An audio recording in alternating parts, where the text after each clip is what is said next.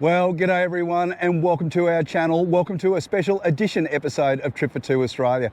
On today's episode, we're going to be reviewing the much anticipated Elite 100 V2 portable power station from Bluetti. I can't wait to get it out of the box. So go and get yourself a cold drink, get your feet up for the next 10 minutes or so and come and join me.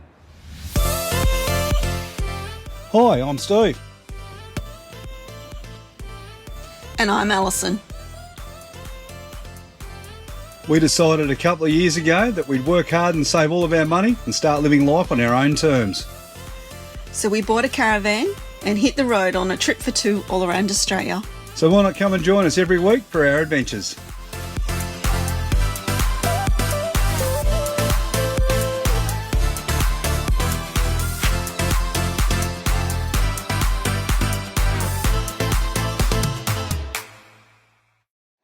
Well, just like I said on the intro, in tonight's episode, we're going to be reviewing Bluetti's brand new Elite 100 V2 portable power station. A lot of you would know that we've been travelling around Australia now for the last few years, and we've been using a Bluetti AC 240 power station, which has been an integral part of our overall power system that we use when we're travelling off-grid. So when Bluetti gave us the opportunity to review the new Elite 100, we absolutely jumped at the chance. So I'm going to get it out of the box, let's have a see what we see inside, and then we're going to put it through its paces.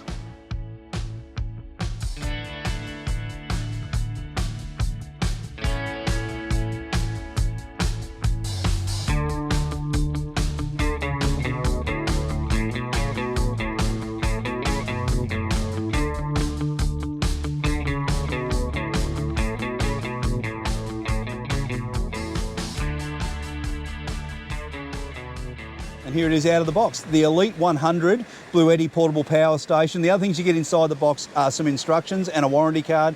You get your AC power cable. You also get an MC4 power cable and a grounding screw. Rightio, before we get too far into today's episode, let's have a quick look at our Elite 100 V2. And I've got to say, right out of the box, it's a very impressive looking little power station. It is powered by a 124 watt hour LiFePO lithium battery, which equates to about 85 amp hours of lithium. It has an 1800 watt Pure Sine Wave inverter, which through a powerlifting mode, they're going to show you a little bit later on, can modulate right up to 2700 watts to handle those high draw appliances. And it only weighs 11.5 kilos. I understand why it was so anticipated. This is probably one of the smallest, most powerful portable power stations I think I've ever seen, and probably on the market today. All right, to turn your power station on, all you've got to do is press the on button. You'll find that located right in the center of the control panel. The LED screen immediately illuminates and shows you the current state of charge of the battery. The Elite 100 V2 comes with two different types of power outputs. It either outputs DC or AC, and it can output both of those things at the same time. So that means you can run multiple products off all of the sockets that you can see in front of you here. On the DC side of the house, we've got a range of different output plugs here. First of all, SIG socket, which I'm sure most people are familiar with. You can plug in maybe your portable car fridge or a light. At the bottom here, there's some smaller plugs that support this sort of plug. This is actually the plug that come off our Mozzie Zapper. Along the bottom here, you can see some USB ports. There's a good variety of USB-C and USB-A ports for charging those smaller items, maybe like your mobile phone or your tablet. And then over here on the right-hand side, you can see the AC, the two AC power output points, which only use those high draw 240 volt type appliances, like our toaster or our coffee maker, and all of those sorts of things that we take away on our weekends with us. And because the AC power is being generated by the Elite 100's 1800 watt Pure Sine Wave inverter, it is safe enough to use for those delicate types of items like our laptop computers and the other sensitive equipment that we carry around with us these days. One of the great things that I love about the Elite 100 V2 is that you control when you want power coming to the particular outlet point. So if I only want to use DC power, all you've got to do is just push your DC button. You'll see the DC light illuminates here on the LED display, and that means now that there is power running through to the DC output points. If I want to use the AC power, it's the same process, except this time I just press the AC button, and now I have power running through to the AC power points. I can run both of them together, or I can run them individually. The Elite 100 V2 can be configured in a number of different ways, particularly around different charging options.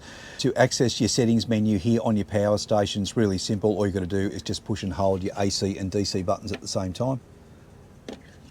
And about 2 seconds later, you'll see a code appears here on the screen. If I use the DC button, you can see I'm shuffling through a number of different codes here. All of these codes can be looked up inside the manufacturer's book. The one that we're going to deal with today is P03. That's all around recharging, and P04, that's about powerlifting. I suppose the other important one is P06. That's our Bluetooth button, and you're definitely going to need that for the next option, and that's accessing your settings through the Bluetti app. I find the easiest way to control our power station and change the settings is to definitely do it through the Bluetti app.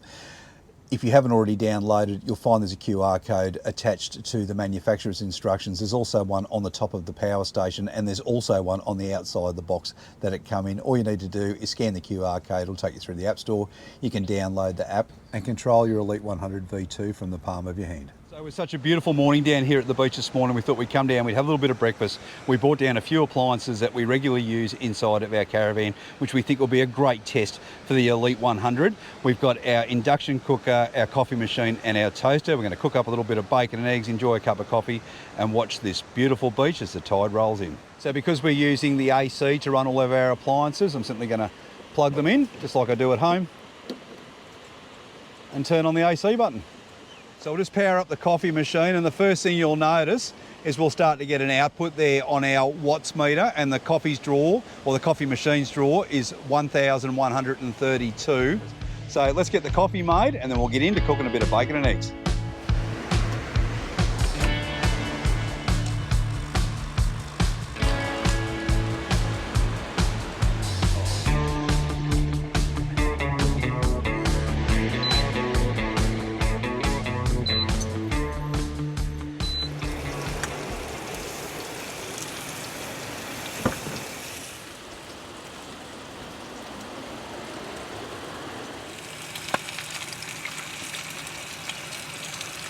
So I'll just pop on the toaster and we'll see what sort of current draw we get. So the toaster's going down, and as you can see, because it's a heating element, it's got that high draw, exactly like the induction cooker. Our toaster at the moment's outputting, or the power station at the moment is outputting about 955 watts, and that's totally what you'd expect on these high draw types of appliances. Here's breakfast, here you go, Al. Bon appetit, babe. Thank you very much. So that's brekkie cooked, and after using all of our appliances, our induction cooker, our toaster and our coffee machine, we finished the cook at about 71% of battery life left. I think that was a loss of a little over about 25%. I think we started somewhere around 97 or 98%. And I have to say, for a small lithium battery, that is excellent. In fact, it performed a whole lot better than I expected it to. Well, that's the end of our time down here at beautiful 80 Mile Beach this morning. We had a great breakfast, spectacular scenery, and our Elite 100 V2 performed well above and beyond all expectations. What a great little power station.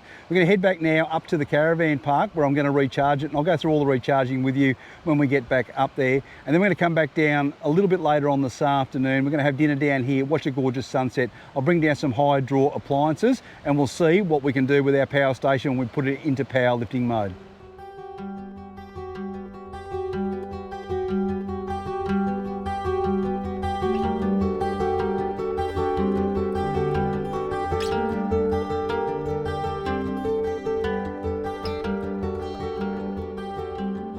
So here we are back in the caravan park. I thought this would be a great time to have a talk to you about charging the power station. When is it time to charge? Well, Bluetti recommend that you never allow the unit to discharge to any less than 5% of its total state of charge. And if you're going to put it into storage, recharge it back to about 60 to 70% of its total charge. For Ali and I, we use it every single day of the week, so it's quite important that we do keep it topped up because we are quite reliant upon our Bluetti products. For our Elite 100, it's very, very simple to recharge it. Here we are in a caravan park on grid. I've simply plugged our power station into a 240 volt power source and it's charging away beautifully. The great thing about them when they are recharging, as soon as they've reached their maximum charge or they've come to 100%, the power station will shut itself down, which is great, and it's quite a safe thing to do, particularly when we talk about lithium batteries.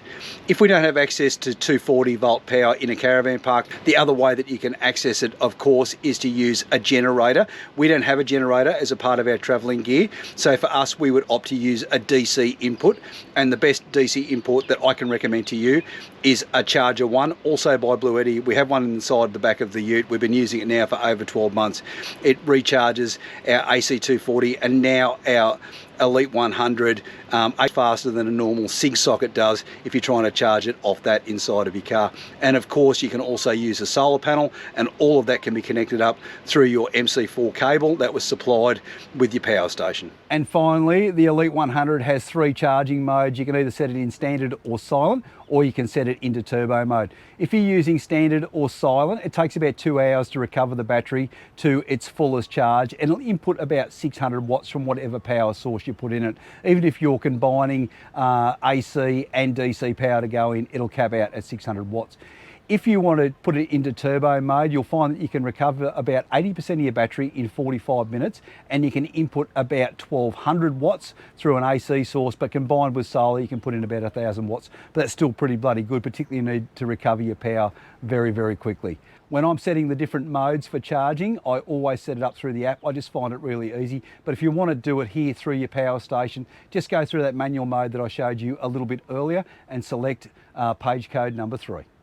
A little earlier in the video, we spoke about really putting our Elite 100 to the test, and I think I'm going to be able to do that this afternoon. We've already showed you how it runs, you know, singular products if I'm just using the induction cooker or I'm using the coffee maker or one of those sorts of things on its own. But what happens when I try and marry up a couple of high draw items like our induction cooker and our air fryer? And as I showed you a little bit earlier, the Elite 100 comes with its own 1800 watt inverter, but the total of the 2 items I'm going to use here this afternoon is going to be well above that 1800 watts. We certainly don't want to trip it out, but I do want to try and push it right to its limit. Fortunately, the Elite 100 comes with a power lifting mode, which can be either set from the LED on the front screen of the power station itself, or you can set it through the app. I really find the easiest way to control the power station is to do it all through the app. All you need to do after you've downloaded the app from the App Store is open it up, go into offline mode, select your Elite 100, and once that screen opens up, all you need to do is just push the top right hand button, the menu button, and you'll see the menu appear. Scroll down through the menu and you'll find power lifting, and all you need to do is toggle it on. All right, so we preempted the power station and we've put it into power lifting mode. I've now hooked up our air fryer and our induction cooker, and I'm going to start to heat the induction cooker or heat the pan on the induction cooker. So all I need to do is just turn it on, and ours immediately defaults to 1200 watts, but we always bring it down to 1000 to cook with, and we'll see what effect that's having on the power station. So you can see here the power station's currently outputting about 1070 watts, which is well within its capacity. So I'm just going to poke the air fryer on now, and we'll see what effect that has. All right, so the air fryer is underway.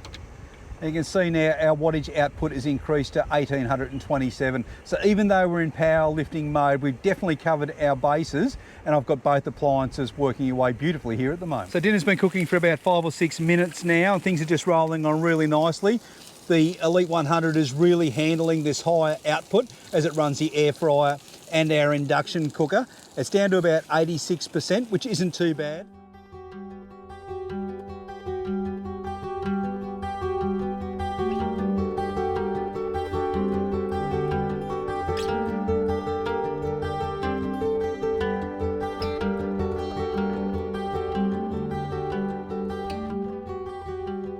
Well, we've got about a minute to go now. In fact, I can just hear the air fryer kicking off. So dinner's cooked. Our little Elite 100 V2 has handled the job absolutely perfectly. Let's check out how it went. We're down to 61%, and that's great. That's less than a 40% loss, considering that we used an air fryer and our induction cooker to cook this beautiful dinner. And what's better, we've got plenty of power left to use another time.